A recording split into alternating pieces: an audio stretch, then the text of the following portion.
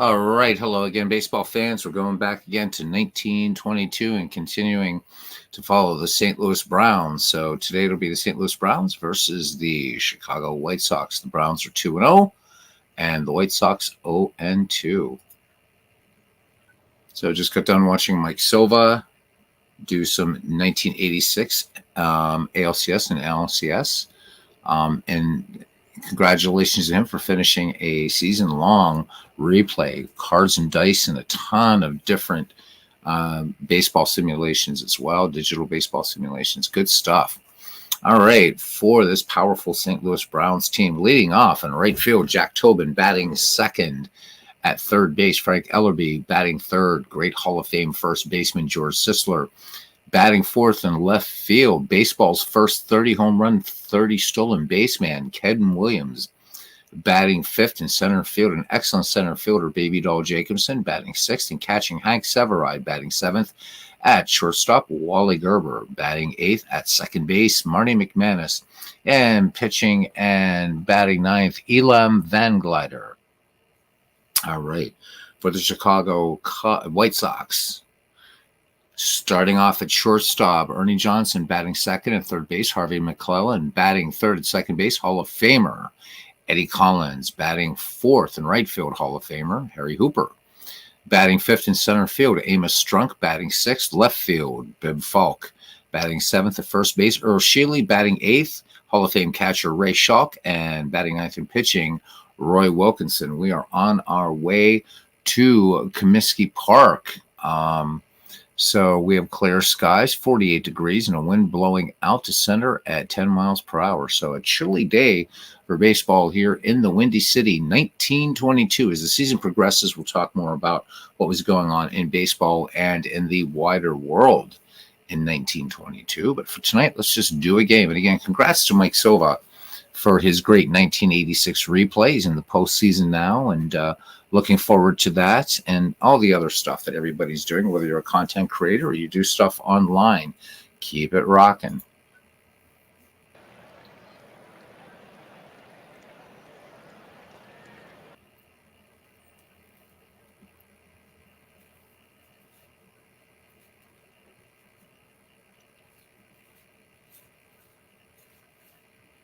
Just letting everything load up here. And here we are. And yes, we're using the sepia filter for this. I think it's kind of fun for 1922. All right, Roy Wilkinson on the mound. Take a quick look here at Wilkinson's number. In 1921 with Chicago White Sox, he went 4-20 with 3 saves, 198 and 1/3 innings pitched, walked 78, struck out 50, an ERA of 5.13. Ray Schalk steps in. Ray Schalk, 6 for 10 in the season with 2 runs batted in. We're ready to get underway here at Comiskey Park as we pan around 1922 baseball. And there's cousin Ken Castro. I haven't seen him in ages. Great to see you, cousin. Wilkinson deals. Tobin swings. And this one, a little harmless fly ball out to right field. Harry Hooper measures it up and brings it in. So 1 up, 1 down here in the St. Louis first, and it brings up Frank Ellerby. Ellerby hitting .429 in the season, 3 runs batted in. Wilkinson peers in, has the sign from Cracker Schalk. He winds, the count full, and Ellerby looks at ball 4 outside. So the Brownies with a runner on first, Ellerby with pretty good speed, and here is the great George Sisler hitting 3 for 10 in the season thus far. Just in game number 3. Count full on Sisler. Sisler swings, and this one a seeing-eye single into right field. Sisler's going for 2. The throw's going to go to third, and Ellerby is in safely. Sisler will take second on the play. So the St. Louis Browns with 1 down here in the top of the first, 2 in scoring position. And again, baseball's first 30-30 man, Ken Williams, strides to the plate. Williams with a home run, 2 RBI thus far, hitting 200. Cousin, I hope you're doing well. Williams batting from the left-hand side. Ellerby at third, trailing him, the absolutely speedy George Sisler at second. Wilkinson with a 1-2 delivery. And Ken Williams, liner to right. This is going to go to the corner. Extra bases. 2 runs are going to score. Ellerby and Sisler will score, and cruising into second as Harry Hooper gets to the ball and fires it in. RBI, 2 RBI double for Ken Williams, and the Browns tack 2 on here in the top of the first. Here's center fielder Baby Doll Jacobson, 4 for 10 on the season. Wilkinson has the sign from Ray Schalk, the 0-2 pitch. Jacobson swings, dumps this one into right field, base hit. So the Browns swinging the lumber early here, 1 away. Runners at first and third. Ken Williams at third. Jacobson at first for Hank Severide. Hank Severide, the St. Louis Browns catcher, hitting .429, 3 for 7. Wilkinson brings it home, swung on, slow roller to short, and they're going to get the runner at second, but a run will score as Ken Williams crosses the plate. St. Louis Browns with 3 runs here in the top of the first. 2 down. Hank Severide at first for Wally Gerber. Gerber hitting .333. He is 2 for 6 on the young season. Schalk sets the target. Wilkinson with the 1-1 delivery. Gerber, big league pop-up on the infield, and calling for it and bringing it down is Earl Shaley.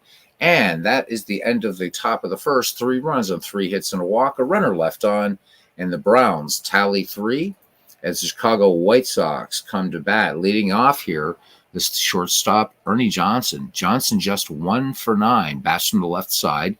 Severide sets the target for Elam Van Glider. 3-1 pitch. Van Glider behind Johnson. Johnson swinging on the 3-1 pitch. Slow roller down to third base. Gloving it easily is Frank Ellerby. Fires across to Sisler for the 5-3 putout. So 1 up, 1 away here in the bottom of the first inning. It brings up Harvey McClellan, the third baseman, hitting just 167, 1 for 6 in the season. And let me see something here. Nope, I've been seeing Van Glider, Van Gilder. I was going to say I lived in Holland. That looked like a weird name. Van Gilder deals to McClellan. McClellan swings, and this one line to second. Marty McManus gloves it. 2 up, 2 down for the White Sox here in the bottom of the first inning, and it brings up Eddie Collins. Collins off to a very, very slow start, 0 for 7 on the season. The lefty stands in. Great contact hitter. Collins very fast, too. Collins swings, and this one, a dying liner to right. No, this is going to get to the wall, off the top of the wall for extra bases. Eddie Collins is going for 3, and he's going to have it easily as the throw hits the cutoff man. Jack Tobin getting the ball in quickly. Collins with a good head-first slide and a 2-out triple.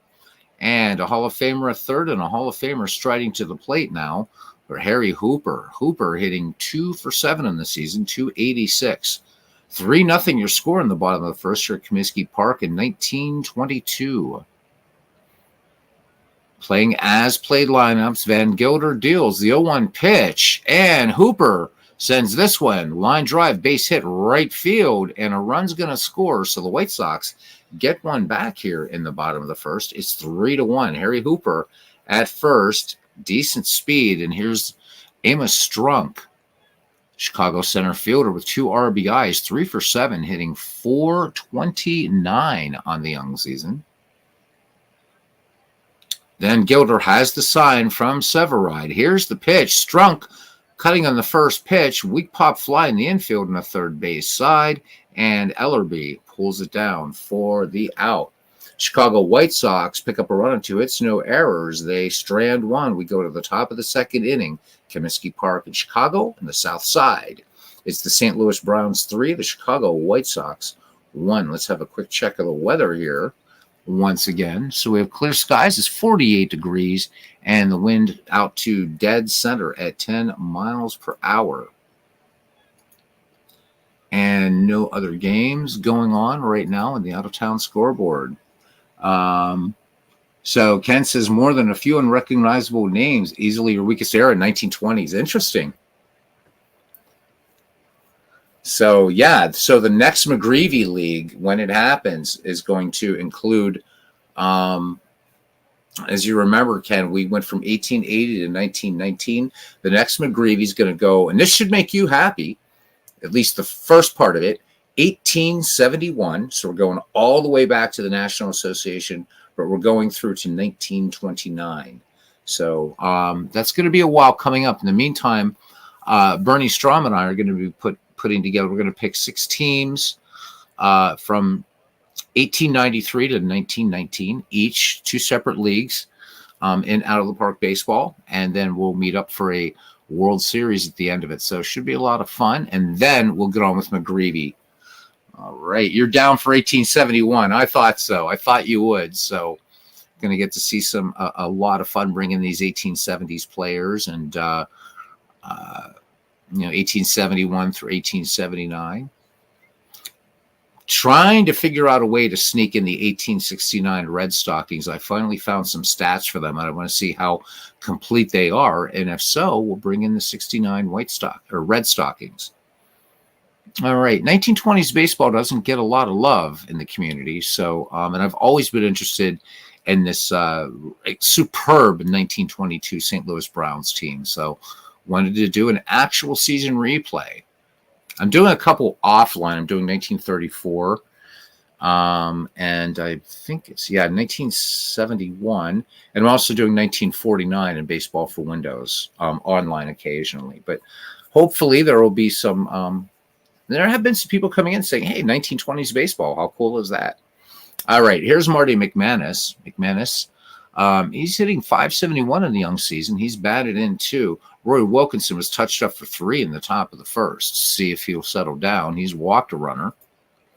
2-1 pitch, so he's behind McManus. McManus cuts on this one, and this one's going to be a little dunker into left field, base hit.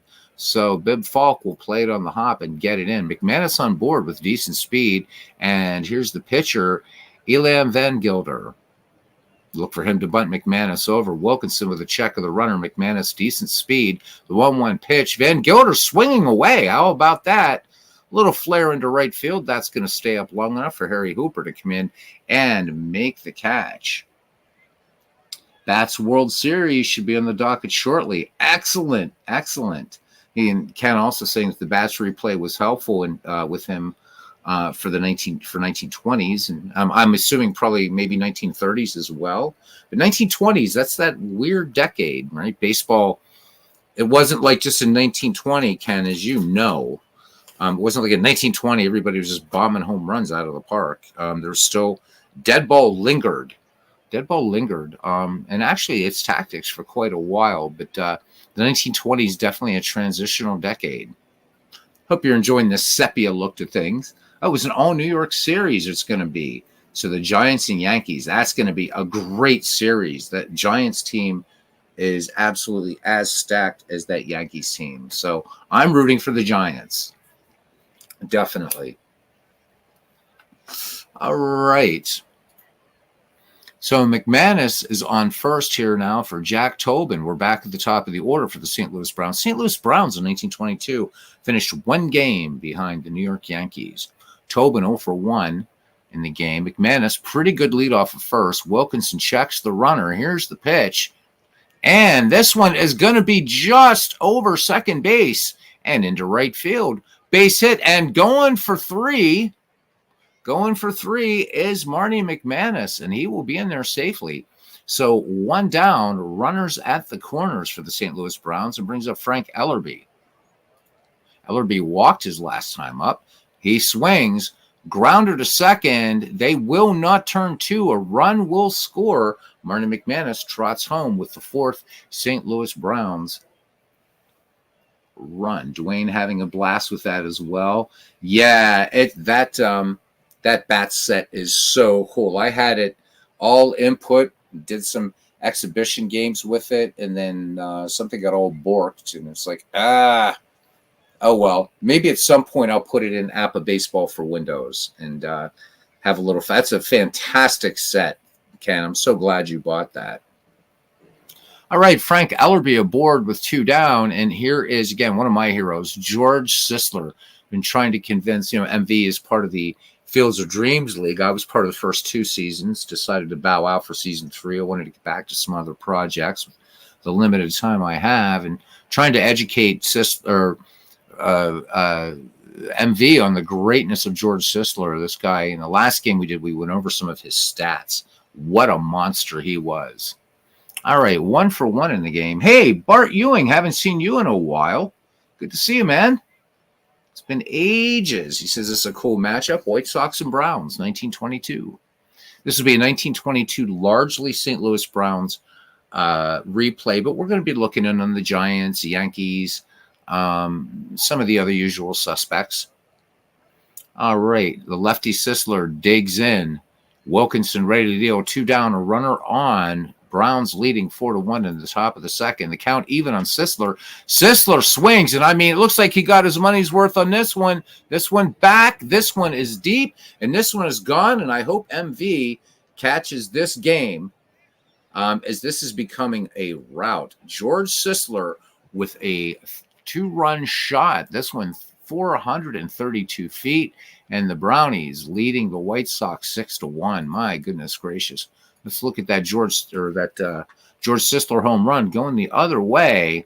Wind probably helping Sisler a little bit. This one 3 rows back in Comiskey. So touch them all. Gorgeous George Sisler as Ken Williams steps to the plate. 2 down, nobody on, and 3 more in for the Browns. 3 in the first, 3 here in the second. Wilkinson deals the count 2-2 on Ken Williams. Williams swings, and this one should get down. No, it won't. Back-to-back jacks by the St. Louis Browns. George Sisler with a 2-run shot, and now Ken Williams, again, baseball's first 30-30 man, goes deep. This one 390 feet. It's 7-1. These games are the hardest ones to call. Let's have a look at Ken Williams here again. This nice home run, 398 feet, 106.9 off the bat of Ken Williams. Just over the fence. So goodbye, Mr. Spalding. It is 7-1. All right. So Ken Castro says in anticipation into bats, he began in 1882 Providence Grays replay. Awesome, Ken. What are you doing at an APA? Awesome, man. I'd love to catch some of that. Love some Providence Grays. So White Sox going to the bullpen. Oh, wait, they really didn't have one then. Hey, how you doing, Sean? That's true, actually. We could probably let's look at what Chicago had. Not a lot going on for them, certainly. Sean calls it there, definitely. So, yeah, I mean, there's not really any names in there. The guy with the best potential there is Dick McCabe. So, yeah, the White Sox were not very good in 1922. Of course, in 1920, they were gutted when Judge Landis dropped the hammer, and there were still 7 of the 8 Black Sox playing. And, well, we know the story to that. So if that wouldn't have happened, it'd be interesting to play. And maybe someday I will, to go back and start with the 1920 season, but make it an alternate thing to see whether or not what the White Sox would have done in the 1920s. That's kind of a fun project. All right, here's Baby Doll Jacobson, so named for a very popular song back in 1922, so a little bit before the Beatles. Jacobson is 1-for-1 in the game. Here's the 2-1 pitch. Jacobson swings, high pop fly in the infield, ranging in and making the catch is Ernie Johnson. But the damage has been more than done as the St. Louis Browns pick up 4 runs on 4 hits, 2 home runs, George Sisler and Ken Williams. And I think what we're going to do is we're going to move this to the end of the 6th. I usually don't do that, but I think we're going to do that. Oh, my God, it's 12-3. I think we're going to end this, and we'll just do an unannounced doubleheader. Let's go to the 9th. 14-6. Oh, my God. Let's just do the entire game. And let's see what the hell happened in this one. St. Louis. So George Sisler, MV. Oh, my God. Okay, we got all kinds of things here. So George Sisler goes ballistic with 5 hits. George Sisler helped St. Louis beat the Chicago White Sox 15-6. Stroked 5 hits and 6 at bats to spark his club to the win. George Sisler singled in the first, hit a 2-run homer off Roy Wilkinson in the second, singled in the fourth, hit an RBI single in the 8th, grounded out in the 7th, and singled in the 9th. I keep telling people, not just MV, but this is one of the, I mean, this guy is an elite Hall of Famer. Look at this line score. The St. Louis Browns go to 3-0. 15 runs on 23 hits, no errors. The Chicago White Sox, who fall to 0-3, 6 runs, 12 hits, 2 errors. This was, I mean, St. Louis had it in the bag from the first. The most noise the White Sox made, bottom of the 8th, they did plate 3. Player of the game, of course, is George Sisler. And, you know, again, just quickly, we got to look at this man's stats. So George Sisler played from 1915 to 1932. Sisler, one of these players that made the transition very, very nicely from the dead ball era to the live ball era. In fact, in his 1919 season right here, Sisler hit 10 home runs. He had a career high of 19 in 1920, but his 1922 season was ridiculous.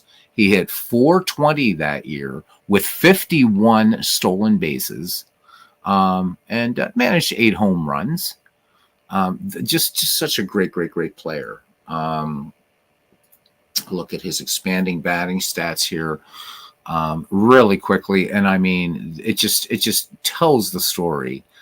Sisler just amazing. His stolen base percentage 72.9% in 1922. He had a season high, or a career high, I should say, of 83.3%, and that was back in 1918.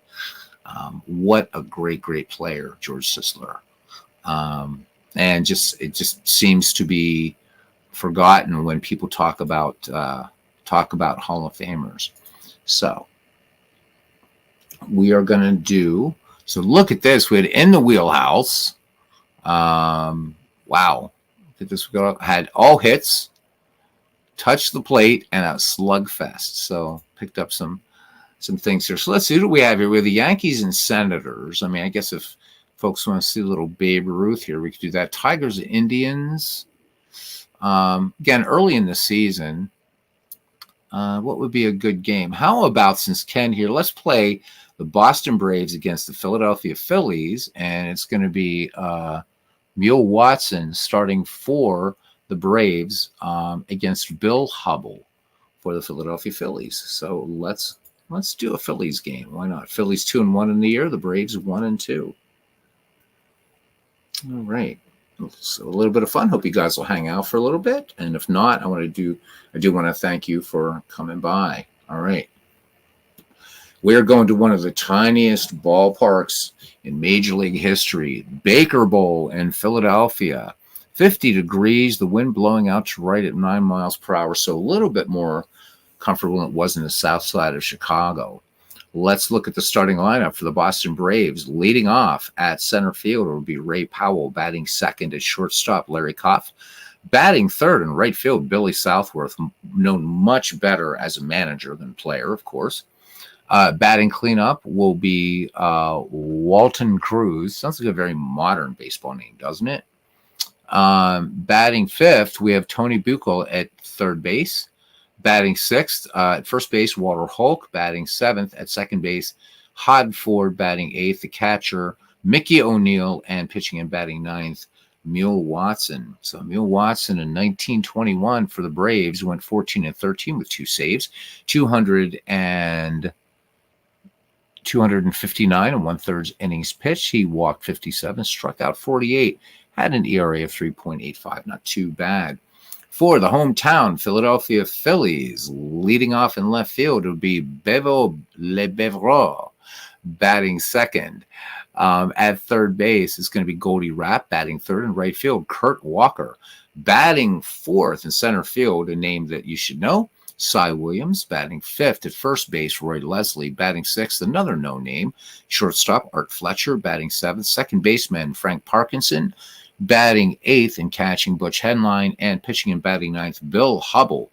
Don't think he's any relation to the great Carl Hubble.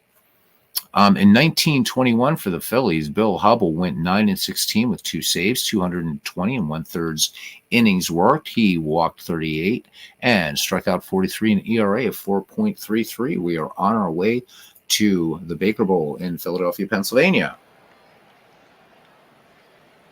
Oh yeah, how about it? Baker Bowl would have been, and there you go. And we're gonna. I mean, even though the colors are beautiful, the way Mike did this, we're gonna keep. I think I'm gonna keep the sepia look for 1922. I know I'm nuts, but there you go. What are you gonna do? All right. Hubble finishing his warm-up pitches as Ray Powell steps in. Powell leading off for the Boston Braves, hitting 231. A run batted in for him. So let's do a quick pan around here. And outside the park and inside the park, Baker Bowl, tiny little baby ballpark. Here we go. 2-0 pitch and soft liner into right field for base hit. So the Braves get a runner on, and here's Larry Koff. Koff hitting 250, 3 runs batted in. Hubble checks Powell. Not a lot of speed at first. Here's the pitch. Powell off with the pitch. There's a little hit and run going. A little squibber down the first base line. But Leslie comes in, fields and fires to Parkinson, and one away. Sacrifice successful, though, as Ray Powell moves into scoring position. And here is Billy Southworth. Southworth would go on to manage St. Louis Cardinals, I believe. 154 average for him, just an RBI. Bats lefty, pretty good contact, pretty decent power. Hubble, the 2-2 pitch. And this one, just a weak little dribbler to second, going to be a close play, and they're not going to get him at first. So Billy Southworth picking up the infield hit, and Ray Powell moves to third. So the Braves, with one down in the top of the first, runners at the corners for Walton Cruz. Walton Cruz, just 1 for 8 in the season. So I don't know a lot of these Braves hitters, a few of them, but Boston Braves really, after 1914, not exactly a force to be reckoned with in the National League. Hubble brings it. 0-1 pitch. Roller to first, and let's see, what do we have? Bad throw. So the error, Powell will cross the plate. 2 on, and Boston tallies one here in the top of the first. Billy Southworth at second. Walton Cruz at first for Tony Beckel. I guess we'll just use his name Beckel. Could be Bokel. I don't know. Anyhow, he's hitting 308, 4 for 13. I wasn't around in 1922. I wasn't born until 1923, so there you go. Bill Hubble deals. Here's the 1-2 pitch. And Beckel swings, sinking liner to left. This will get down, and this is going to be an RBI. The throw to the plate, and wide of the mark. So Beckel picks up the RBI single. Cruz moves to third in the play. Beckel moves to second. So 2 in scoring position, 2 in for the Boston Braves here, the top of the first here in Baker Bowl. And Walter Hulk will come into bat now, hitting 231 with a run batted in. The count 0-1 on Hulk. And Hulk swings, routine grounder to short, and up with a bit of a high throw by Art Fletcher, but gets the 6-3 put out. So 2 away and 2 in, and it brings up Hod Ford. Hod Ford hitting 333, has 4 runs batted in. He's 3 for 9. So people catching this. This channel is largely devoted to baseball and mostly devoted to older baseball. So if you're looking for some Aaron Judge or Mike Trout action, this is probably the wrong stop on the train line. All right, 2 in scoring position. Hubble works from the stretch. Here's the 1-2, and Ford sends this up the middle, base hit. That's going to be an RBI single. That could be a 2 RBI single, and the throw up the first base line is off line. So Hod Ford knocks in 2 with a single, and the Braves leading 4-0. And if this one turns out to be a blowout, we're going to just call this one a night. Here's Mickey O'Neill. O'Neill 1 for 4 in the young season. Butch Henline sets the target for Bill Hubble, getting touched up big time here by the Boston Braves. Here's the pitch. O'Neill, first pitch swinging, base hit, right field. So these Boston Braves bringing the lumber today, going for 3 is Hod Ford. So 2 in scoring position. The Phillies just can't get that elusive third out. Here's Mule Watson. Watson making his first plate appearance of the season. Watson swings, grounded deep to short, and up with that one.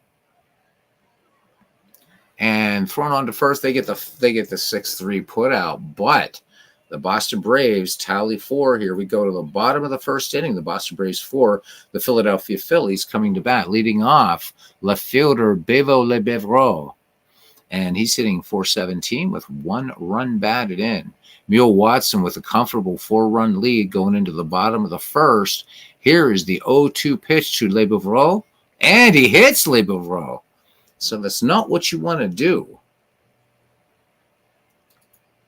Given that kind of gift, Lebevreau just average speed at first. And here's Goldie Rapp. So Goldie Rapp hitting an even 300, has a run batted in. Mule Watson ready to deal. Mickey O'Neill sets the target. The 1-0 delivery. And the bunt is up in the air. And charging in from first is Walter Hulk. And he will make the catch. Nowhere for Lebevreau to go. So 1 away for Kurt Walker, the right fielder, hitting .455. 2 ribbies, a home run for him. A 1-2 pitch. Walker. Big swing and a miss, as you see up there in the play-by-play, which I rarely follow. Here's Cy Williams. Damn fine player, Cy Williams, hitting .385 early in the season, 2 runs batted in. Let's look at Cy Williams here. His numbers for 1921 for the Phillies, pretty damn respectable. A .320 average with 75 runs batted in and 18 home runs. In fact, let's look at his real-life stats just for a moment here. Cy Williams played from 1912 to 1931. And his 1931 season finished in what we would think of as Double-A baseball. Let's just look at his basic batting stats here, for instance. Okay, so a good journeyman player, I would say. 292 lifetime batting average. He managed to swat 251 home runs. 1,005 RBI. And, yeah, pretty good player here. 1,981 hits. Probably the star of this Philadelphia Phillies squad. Iridescence 95. There we go. He says, hey, Beatles and other Roaring 20s fans. Love it. Excellent, excellent. Sean says he was talking earlier this evening of playing some favorite teams of his in season replays with playing them in stadiums such as the Baker Bowl. So you could take the two at that time, Sean, the two extremes in Pennsylvania, Baker Bowl in Philadelphia, which was tiny, and Forbes Field, which was cavernous. So that'd be kind of fun. Switch them off between Baker Bowl and Forbes Field. That was a big, big ballpark. And this little guy here, Ken will correct me, I believe this was 290, I think, down this right field porch. Really tiny ballpark. All right. So Iridescence, thank you. Iridescence is one of the people in the community, a fan of some 1920s baseball. All right, 2 away. Cy Williams, can he get Lebevreau around? Williams with some power. Good contact as well. All right, Mule Watson deals. 3-2 pitch. And Cy Williams flare out to right field, and right at the wall is Billy Southworth chasing it down for out number 3. No runs, no hits, and a runner left for the Philadelphia Phillies. We go to the top of the second. It's the Boston Braves 4, the Philadelphia Phillies nothing, and it'll be Ray Powell. We're back at the top of the order for the Boston Braves. He is 1 for 1. Bill Hubble has yet to strike out or walk a batter for that matter. The 1-2 pitch now to Ray Powell. Singled his last time up. And he will look at called strike 3 in the inside corner. Beautiful pitch there by Bill Hubble, getting the slider in there. So here's Larry Koff. Count 3-0 on Koff. Koff looks at ball 4. This one looks a little low. So Hubble wanting the call doesn't get one. So I said he didn't strike out or walk a batter. Now he's done both. So a runner aboard, Koff with decent speed. And here's Billy Southworth. He is 1 for 1. In this game. Here's the 0-1 pitch. And Southworth swings. Long fly ball center field, but not enough distance. As Cy Williams fades back and makes the catch. So 2 away. Koff retreats to first. And here's Walter Cruz. Walter Cruz with an RBI in this game. He is 0 for 1. The 0-1 delivery reached an error his last time up.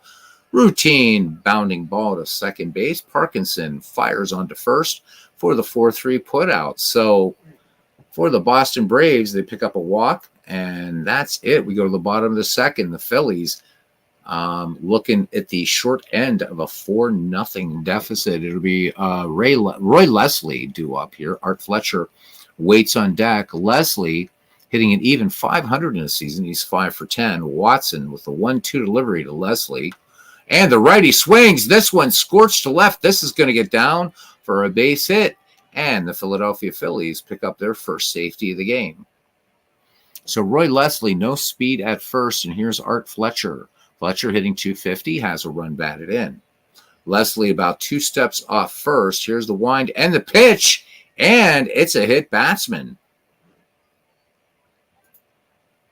So second hit batsman in the game. 2 on for the Philadelphia Phillies. Nobody out for Frank Parkinson. He's behind Parkinson, and that one way outside, and the Phillies load the bases.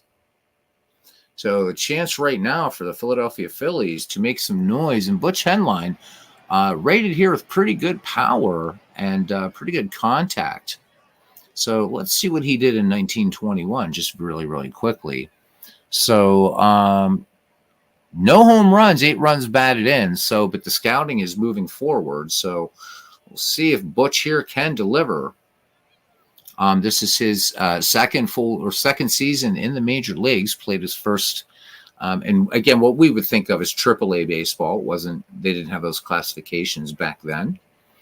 Bases loaded, nobody out for the Philadelphia Phillies here in the bottom of the second. Mule Watson from the stretch. Henline, first pitch swinging, grounded to second. It's going to be a 4-6-3 double play, but a run will score as Leslie comes in to score. Fletcher moves to third on the play, so the Philadelphia Phillies on the board. Here's Bill Hubble batting with 2 away. Here's the pitch. Hubble swings. 1 hopper to first. And Walter Holt will take it to the bag himself. The Phillies pick up a run. They strand one. We go to the top of the third. It's the Braves 4 and the Phillies 1. Ken says in his new 1882 replay, many games, especially Providence, batted first, though they were the home team, more common than I believed at first. Yeah, I've heard about that. That was kind of like a thing in the 19th century. Wasn't sure the reasoning behind that, but I'm not sure when when that became a rule, that became a thing that the home team, batted second or what have you. But nice trivia there by Cousin Ken. Iridescence says he doesn't have the patience to replay that early. So many errors. A lot of errors then. I mean, a lot, when you're talking about 1882, these guys weren't even wearing gloves. So, yeah, lots of errors. I mean, you're going to get lots of errors, too, obviously, in the dead ball era, but they go down as that goes. But, yep, I don't know. I find the errors kind of fun myself, but I get where you're coming from, certainly, and especially in modern baseball, errors. We're aghast when 2 errors total happen in a ball game. You go back to the 1880s, man, you had crazy amounts of errors. Love to find out what the game with the most errors in the 19th century. I need to look at David Nemec's Great Encyclopedia of 19th Century Baseball to see whether that's there, or even if Baseball Reference might have it. All right, so Tony Bokel will lead things off here. He's 1 for 1 with a run batted in for the Braves. Bill Hubble deals. Here's the 1-1 pitch. RBI single last time up. This one slow roller to short. Going to be a bang play at first. And they get him. So good play out there by Art Fletcher at short. And here's Walter Holt. Nothing for 1. The 2-1 pitch. Grounded out his last time up. And long fly ball center field. Back on it and pulling it in is Cy Williams. So 2 away for the Braves here in the top of the third inning, and Hod Ford will step in. 2 RBI in this game. He is a 1 for 1. 2 RBI single, and this one is just going to be a roller to short. Ranging to his left is Art Fletcher, and they go in order. We go to the bottom of the third inning. The Boston Braves 4, the Philadelphia Phillies 1. And we're back at the top of the order for the Phillies. And Bevo Le Bevreau will start off the festivities. Mule Watson with a 2-1 delivery. Le Bevreau seeing I single up the middle. So the Phillies with their second hit of the ball game. Le Bevreau makes the wide turn at first and holds as Ray Powell in center field gets the ball in quickly. All right, Goldie Rapp, nothing for one. Le Bevreau, again, conservative lead off first. Not a lot of speed there. The 1-0 pitch, runner motion, and there goes the bunt play again. A little hit and run and getting that sacrifice down. So here in 1922, still seeing dead ball tactics. Le Bevreau moves into scoring position for the Phillies, and here comes Kurt Walker. Walker, nothing for one. The 1-0 delivery to Walker. Walker swings, and this is going to get down for a base hit. Center field, and this should score a run. RBI. No, the throw to the plate, and it gets by. It gets all the way to the backstop. That's going to be a throwing error on center fielder Ray Powell. Score that one. E8. Le Bevreau will score, and the Phillies cut the lead in half. It's 4-2. So here we go. Iridescence talking about errors, and we have one each for these teams, and this was a big one on the Braves. Powell's throw getting past Mickey O'Neill there behind the dish. Kurt Walker holds second. So one in here for the Phillies, and it's 4-2. Here's Cy Williams. The 0-1 delivery. Williams swings. Hard ground ball to first, but this one will be taken by Walter Hulk, 3 unassisted. So 2 down. Moving to third on the play is Kurt Walker, and here comes Roy Leslie. He is 1 for 1 in the game. Count 1-1 on Leslie. Leslie swings. Textbook 6-3 put out 2 and the inning. But the Philadelphia Phillies pick up a run and a runner left on. We go to the top of the 4th inning. Phillies making it a game. It's now 4-2. Iridescence. Let me see. Let's go back here a little bit. So Ken has said he's topped out of 13 errors so far. Iridescence says it doesn't compare, at least in out of the park, you get like 20 errors a game. Not sure how accurate it is, but like you said, they had terrible equipment, so it doesn't make sense, but it doesn't feel like real baseball. So we did our Ned McGreevy League. Originally, we did an action PC baseball, and there was a high error rate in that as well. So actually, it was pretty realistic, and I'm not so sure what the reporting was like in the 19th century in terms of errors, but it was a big thing in the dead ball era, such that, and I've mentioned this a number of times on the channel, that in the sports pages, if there was an errorless game, they made it a point to let people know that there were no errors in this ball game, and so they worked really hard throughout the 2 decades of the dead ball era to lower errors. But I've seen high errors in just about every baseball sim I've ever played and everything I've read. So in a way, I can understand where it wouldn't feel like real dead baseball coming from a certain perspective. I definitely can see that. So yep.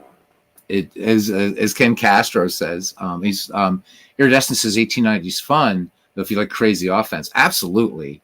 1890s baseball, and in fact, a lot of people pick on the 1899 Cleveland Spiders, and my answer to them is play with the 1895 Cleveland Spiders. Mostly through the 1890s, the Spiders were always in contention. It's just that they had to sell off most of their roster in 1899. That was kind of the right. You're just 2 years away from the advent of the American League. By that time, the National League was so bloated, Cleveland had to sell off. But if you look back in history, they had this fella named Cy Young pitching for them, and they had a hell of a team.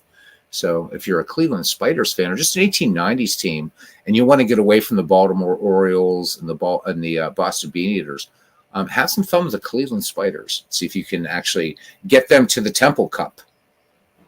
All right, Mickey O'Neill will lead things off, Mule Watson, and then Ray Powell. So the 8, 9, and 1 hitters due up for the Boston Braves.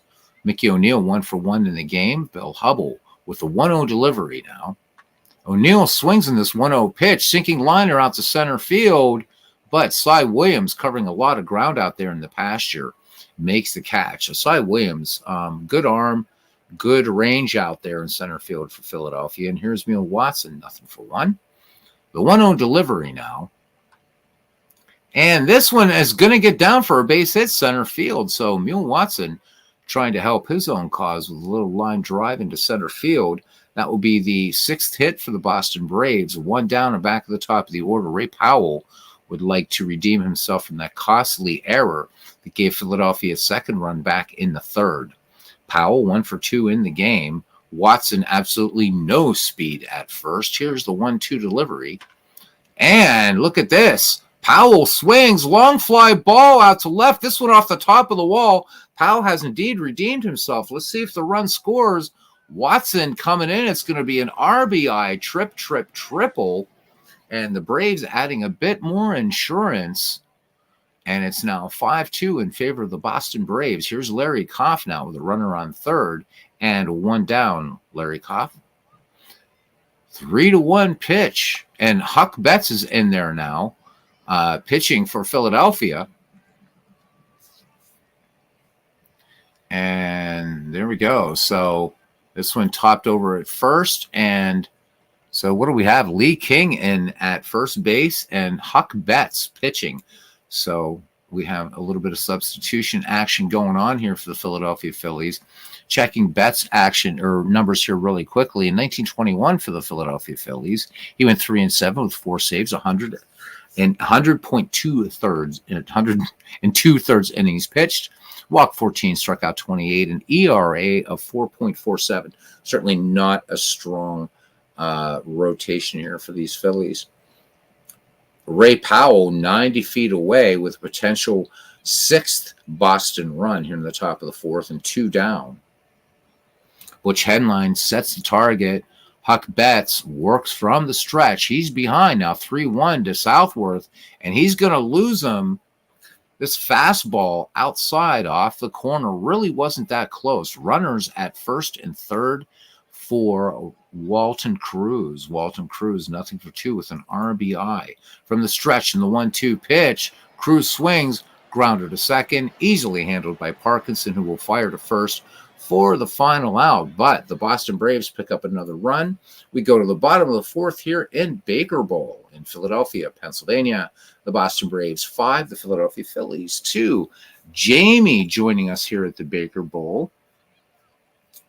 As with the black and white tone looks great, says Jamie. Aaron Reed joining us as well. Aaron Reed has been broadcasting games on his channel with the Fields of Dreams League. So Aaron doing a great job. So if you guys are interested in a very different take in an all-time greats league, check out the Fields of Dreams League. Good stuff. Lots of good stuff. All right, back to it. As Art Fletcher will lead things off for the Phillies, followed by Frank Parkinson and which headline? All right, Monk Watson. Monk Watson was a. Where did I get that name, Monk Watson? Wasn't he a fighter or something like that? I can't remember. Was he a gangster? Whatever. Anyhow, Mule Watson with a strikeout and a walk. I have to find out who Monk Watson was now. There's some reason why I thought of that name. The 1-1 pitch now to Art Fletcher. Fletcher cuts on this one and routine fly ball center field, and coming into it and making the catch is Ray Powell. So 1 away for Frank Parkinson as Mule Watson deals the 2-2 pitch. Walked his last time up, and what a great diving catch out there in left field by Walton Cruz. Let's have a look at that.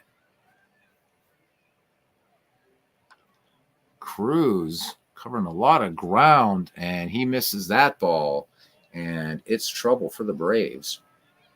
All right, nice little panoramic look at the back part of Baker Bowl. Again, this park, like all the parks in Out of the Park baseball that don't come with the game, courtesy of Mike Silva. All right, here's Butch Henline. He has nothing for 1. The count even. Hit into a double play his last time with the bases loaded, and he's going to ground this one deep to short, and Larry Koff has it on the grass and fires onto first for the final out. So Philadelphia gets nothing in the 4th. We go to the 5th. It's the Boston Braves 5, the Philadelphia Phillies 2.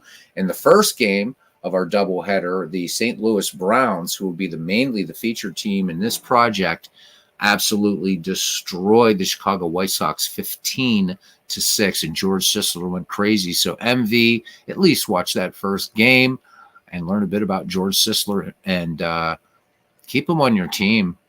They've told me you might be trading him or you have traded him. You really shouldn't do that. Chris Slovic, good to see you, my friend. Chris Slovic getting ready for work over there. Chris is going to be back in the United States in June, and I hope to be able to hook up with Mr. Slovic and sample different Irish beverages, if you will. I don't know if he's a Tullamore Dew drinker, but he will be by the time it's done. Iridescent says, speaking of bad teams, yes, you started with the 1904 Senators. Ty Cobb is a free agent for some reason. As fun as that might be, I should restart that save in commissioner mode and fix that. Yeah, I always play this game in commissioner mode. Like, that's just it. Maybe the 1899 Spiders are a better bad team to play with in that era. Oh, you'll love Tullamore Dew. It's such a nice.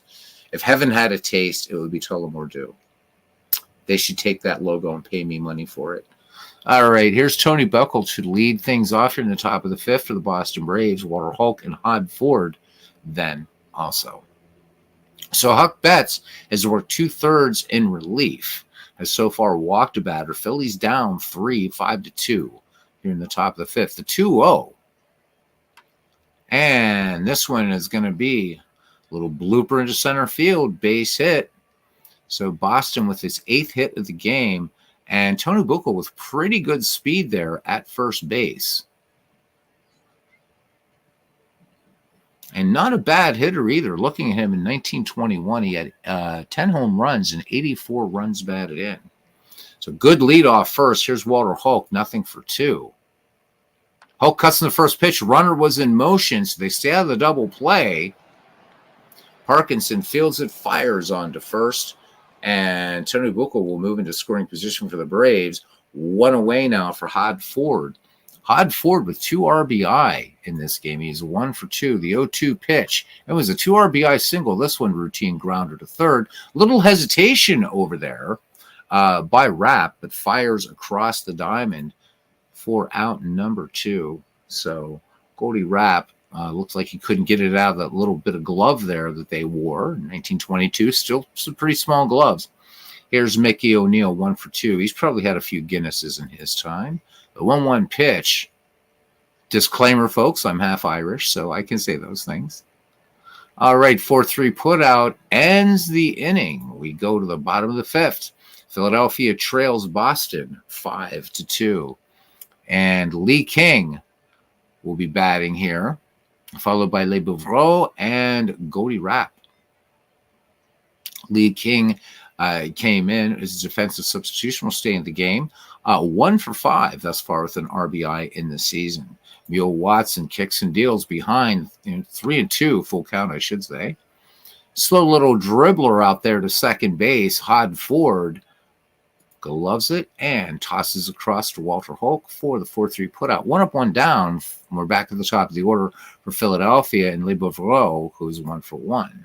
The 1-0 delivery, the wind, and the pitch. Le Bouvreau swings, and this one should stay up long enough for the left fielder Cruz to pull it down. So Walton Cruz making the easy play out there. Lots of range out there and a pretty strong arm for Walton Cruz. Here's Goldie Rapp now, 0-for-1. Batting with 2 down, the 2-1 pitch, sacrifice bunt last time, and this one just a 6-3 textbook putouts. 1-2-3 go the Philadelphia Phillies. We head to the top of the 6th inning, and the score remains 5-2. Boston tallying 4 in the first inning and 1 in the fourth. Philadelphia, their 2 runs, 1 in the second, 1 in the third. Here's Emil Watson. And then back at the top of the order, Ray Powell and Larry Koff for the Boston Braves. Watson in the game, 1-for-2. Had a line drive earlier in the game. Count full. Watson swings. Grounder to short. And this one is a bad throw. It looks like Art Fletcher hurried his throw. So charge that E6. Iridescence talking about errors. There we go. Second error in the game for the Philadelphia Phillies. So Emil Watson finds himself on the base paths for the second time today. Back at the top of the order now for the Boston Braves, and it'll be Ray Powell. Ray Powell having a good game. He's 2 for 3 with an RBI. He does have that costly error, though, that allowed Philadelphia to get a run.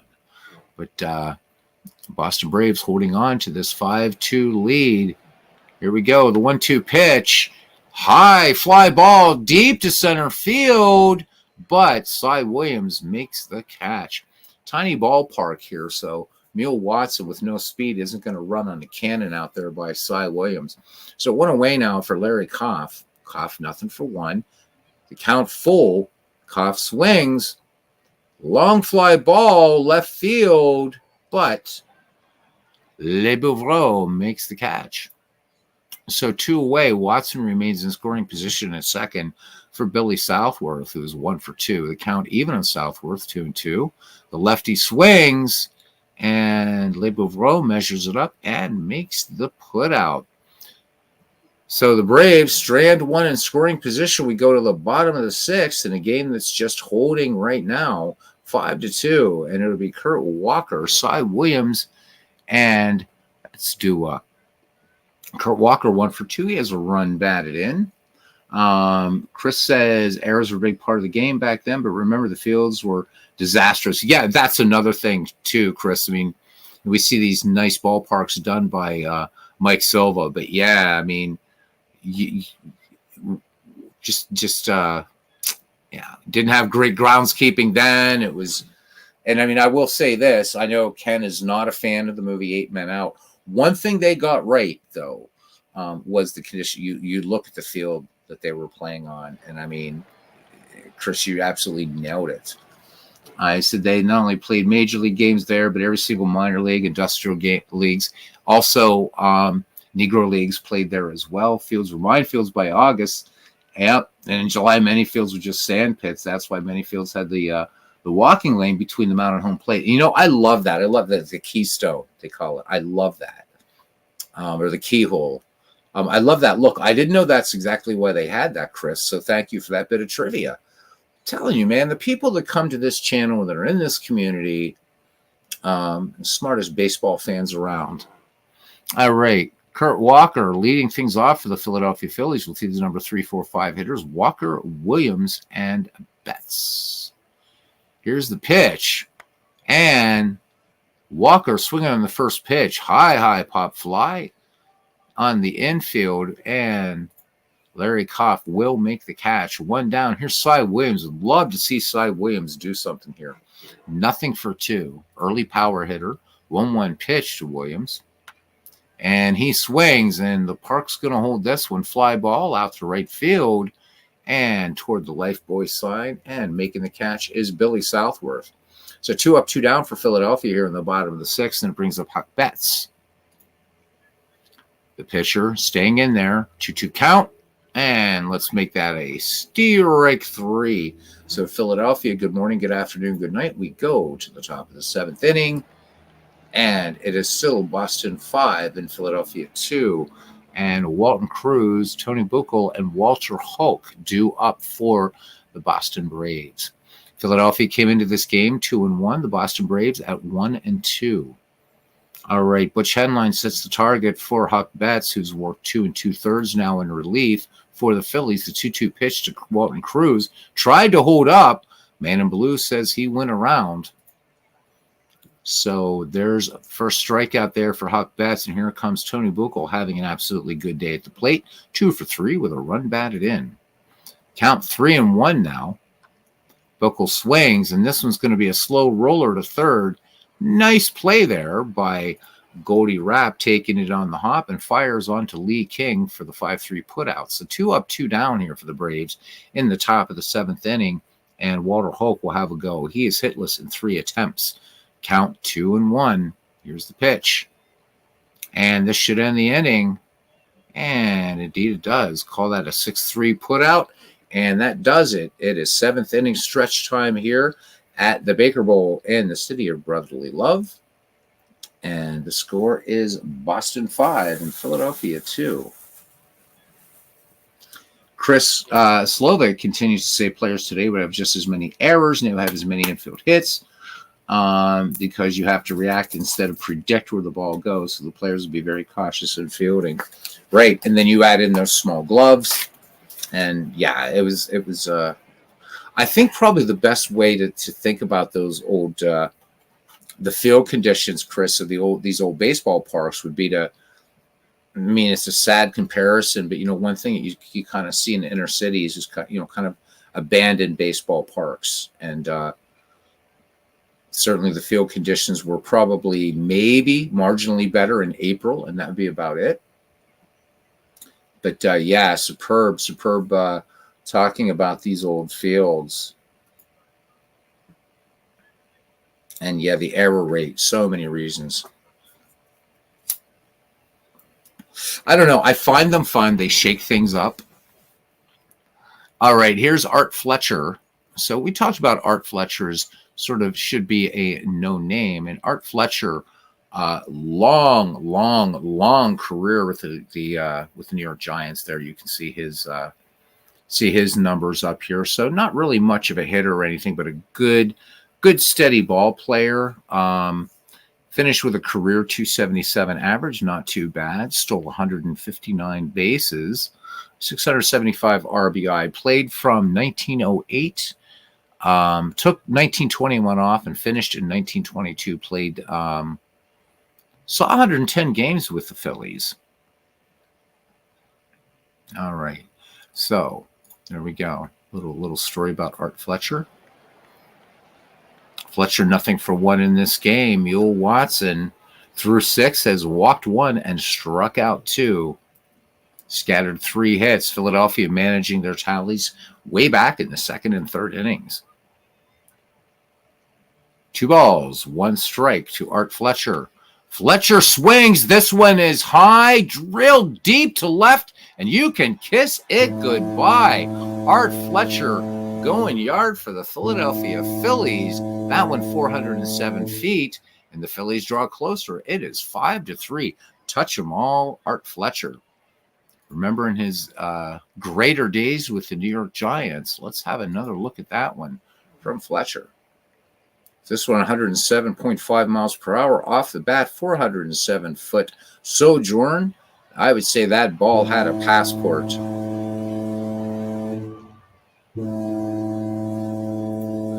All right, here's Frank Parkinson now.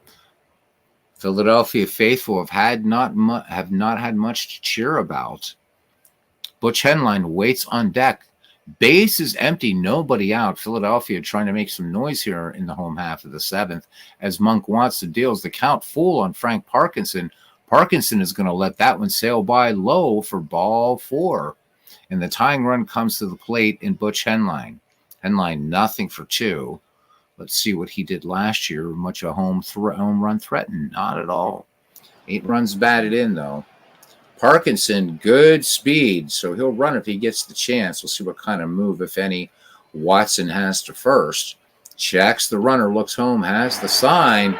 Here's the pitch. Henline, first pitch swinging. This could be a 2, and it is. Call that one a 6-4-3, a double play. So just that quickly, 2 out, and here's the wrong Cliff Lee, by the way, but interestingly, still a Philly. All right, coming into pinch hit, let's look at his numbers. In 1921, limited action, 88 games, 4 home runs, 29 runs batted in. So how about that? 2 Cliff Lees, separated by a century. Pretty fun. All right. The 1-2 pitch. Swing and a miss. Strike 3. Nice changeup in there. So Philadelphia does pick up a run, a single home run or a solo home run by Art Fletcher. We head to the top of the 8th. A much better ball game than our first game, that's for sure.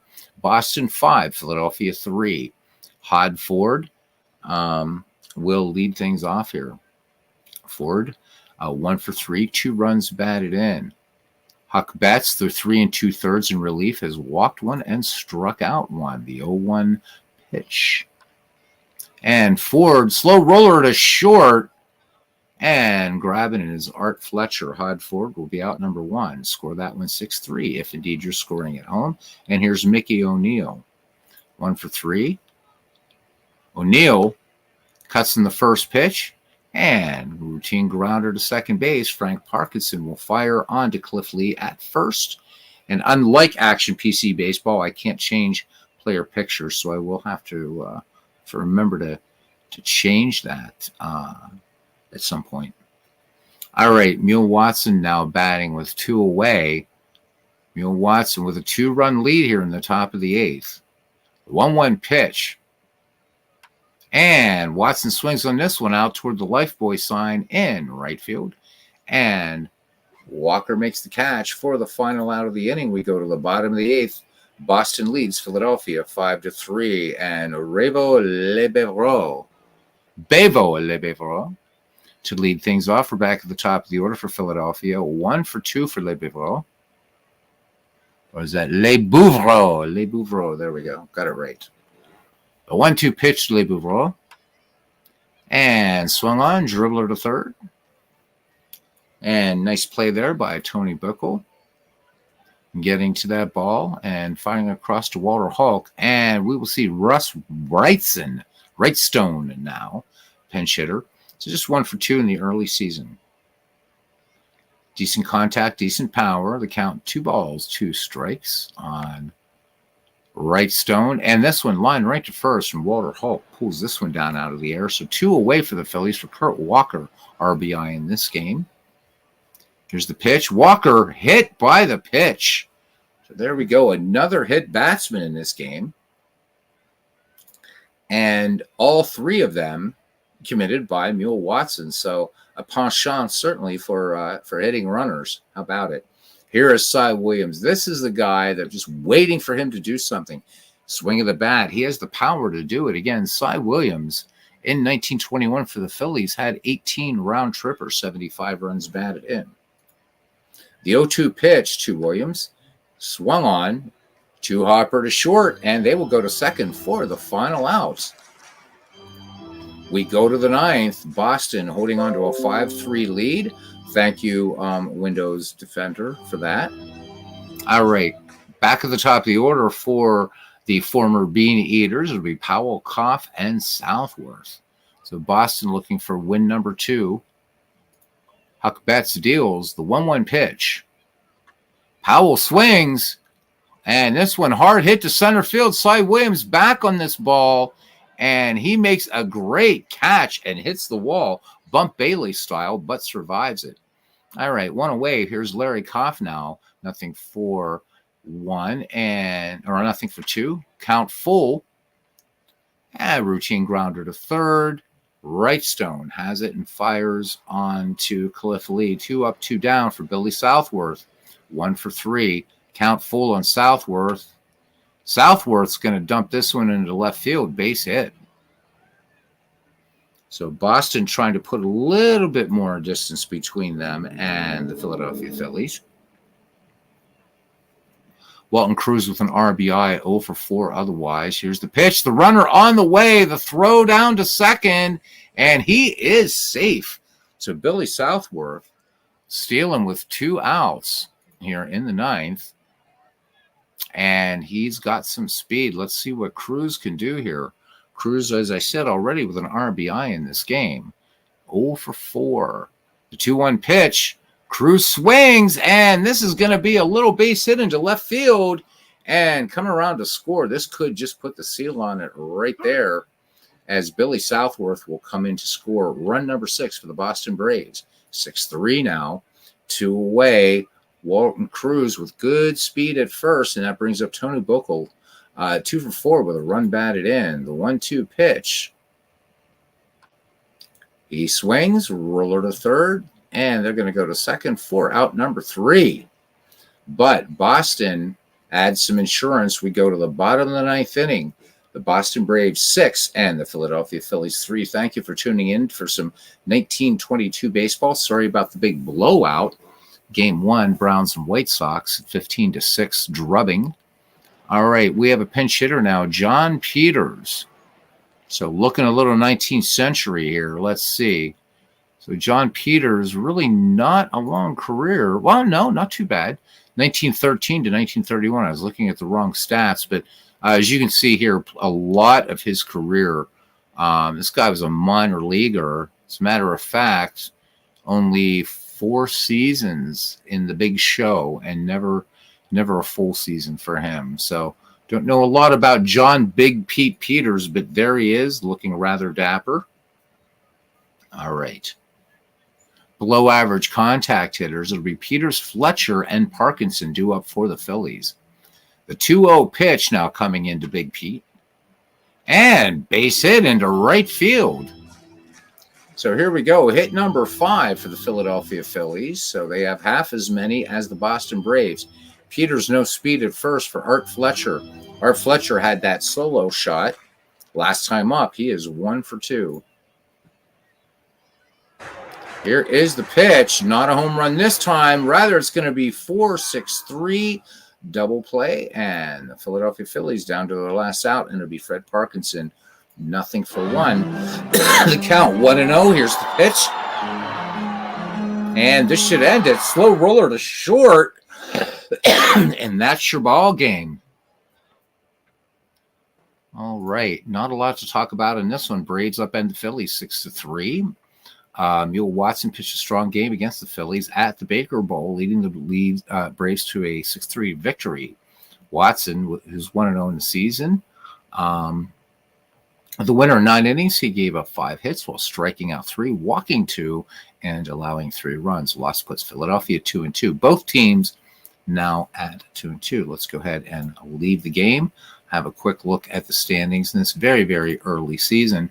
St. Louis Browns leading the New York Yankees and the Cleveland Indians by a half game. A game up on the 4th place Philadelphia Athletics, the Boston Red Sox 2 back, the Tigers and Senators 2.5 back, and the Chicago White Sox 3 back. But no victories thus far for the Tigers, Senators, and White Sox. Over in the senior circuit, the New York Giants 3-0. So they're 1.5 up on the Cardinals, Cubs, Braves, and Phillies, and Reds, and Pirates. And so the Brooklyn Robins have yet to win a game. So again, early goings here in 1922. So we'll go ahead and finish today. And we'll see that there's a little bit of a change now. The Yankees and Browns in a dead heat for first, and over in the National League, New York Giants keep rolling at 4-0. The Reds 2-1 and 1.5 back, sharing that with the Pittsburgh Pirates. And that is it. Nice road win. Hey, Bart, he says nice win for the Braves. Nice road win. So Chris says, if you look at the fields today in the summer for Legion Baseball and Little League, see how bad they are. And that's only 2 months of use. Absolutely. Guys, really means a lot that you came in to hang out for some 1920s baseball. Probably not the most popular era in baseball, transitional. When we next play 1922, it'll be the St. Louis Browns against the Cleveland Indians. So the Browns at 3-0, the Cleveland Indians 2-1, identical record with Connie Mack's Philadelphia Athletics. We'll be visiting the Athletics as the 1920s will be an ascendancy decade for the Philadelphia Athletics, culminating in that great run in 1929, 30, and 31, when Connie Mack put together an absolute juggernaut there. And we'll see the descendancy of the Pittsburgh Pirates through the 1920s, but the rise of some great stars like Glenn Wright, and especially 2 guys with the last name Wayner. So until then, I want to thank everybody. So thank you to Bart Ewing, to Chris Slovak, to SGJ Jamie. Jamie is going to be the guest, we're hoping, on the next Diamonds to Dice podcast, and that one will be held on Bernie Strom's channel. Then we're going to have MV as a guest probably after that, be back on my channel. We're going to be talking about baseball replay and baseball narrative, creating your own narrative. So I hope you guys will tune in to the 2 that are upcoming. We'll let you know when that will happen. Iridescence 93, fellow fan of 1920s baseball, hanging out with us tonight. Aaron Reed was here. Thank you, Aaron Reed. Of course, Cousin Ken Castro, the heart and soul of this channel and indeed this community. First one in the ballpark. and has his Bats World Series coming up. All-time New York Giant or all-time Giants versus all-time Yankees. Till I see you again. Thank you, Iridescence. Good night to you. Until the next time, guys. There'll be no game or anything tomorrow night. We'll see you around the ballpark sometime this weekend. Take care.